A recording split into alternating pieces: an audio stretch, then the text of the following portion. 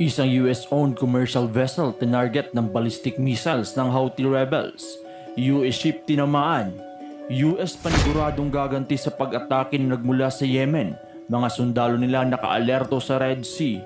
Habang US intelligence, sinabi na ang Iran ay may pakana at may kinalaman sa pag-atake ng Houthi sa mga commercial vessels sa Middle East. Ang mga bagay na ito ang ating tatalakayin mga kaibigan, kaya tumanap na ng pwesto at tingay buksan para updated ka sa mga kwentong digmaan.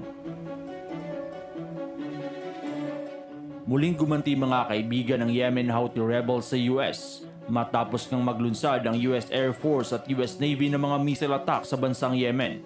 Ayon sa report na ang Iran-backed Houthi rebels ay nagpakawala ng mga anti-ship ballistic missiles sa isang US-owned container ship na dumadaan sa Red Sea.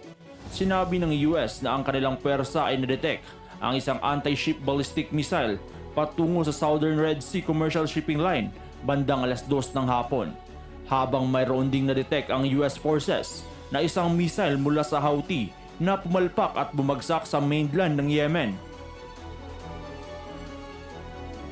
Ang pag-atake mula sa Yemen Houthi group sa isang commercial vessel mga kaibigan ay kasunod ng warning nila na gaganti sila sa US at UK matapos ngang umatake ng mga Tomahawk missiles ang mga warship at fighter jets ng dalawang allied forces.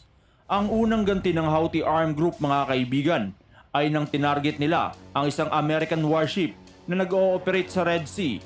Ito ay ang USS Laboon. Isang ballistic missile ang pinakawalan mga kaibigan ng Houthi patungo sa US warship. Subalit agad naman na napasabog ng US fighter jet ang missile kaya't hindi ito tumama sa USS Laboon. Malaki ang galit ng Houthi at gusto talagang gumanti sa US mga kaibigan dahil sa ginawang missile strikes ng US-led coalition sa bansang Yemen. Ayon sa report, magmula na mag-anunsyo si President Joe Biden ng pag-atake sa Houthi armed group ay umabot na sa 28 Houthi locations ang binomba ng US forces at kabilang na dito ang mga air defense at radars ng grupong suportado ng Iran. Ang gulo na nangyayari mga kaibigan sa labas ng Gaza at Israel ay resulta ng pagtutulungan ng mga Iran-backed armed group na pagbayarin ang pagtulong ng US sa Israel sa pamamagitan ng pagbibigay ng armas at bala. Dahil sa hindi kaya ng Iran-backed rebels na direktang atakihin ng US, naisipan nilang guluhin na lang ang pinagkukunan ng supply ng US na dinadaanan din ng mga kalakal ng Western powers sa Red Sea. Ang Red Sea ang isa sa pinakamay maraming international cargo vessels na dumadaan kaya't importante ito para sa global trade.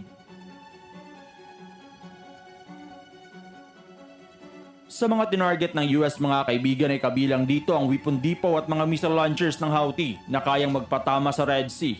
Ito ang unang misyon ng US na tanggalin ang kakayahan ng Houthi armed group na guluhin muli ang shipping line sa Middle East. Subalit base sa mga report na nagkakaroon pa rin ng mga missile launch ang Houthi. Kaya paniguradong gagawa muli ng pag-atake ang US, lalo't nagbabala rin si President Joe Biden na hindi siya magdadalawang isip na muling umatake sa Yemen pag hindi huminto ang Houthi sa kanilang ginagawa sa Red Sea. Sa ngayon mga kaibigan, sinabi naman ng US intelligence na naniniwala sila na ang Iran ay may kinalaman sa mga pag-atake na ginagawa ng Houthi rebels sa Red Sea. Ang Iran ang nakikipag-coordinate sa Houthi para atakihin ng mga commercial vessels mga kaibigan upang pagbayarin ng US at Israel.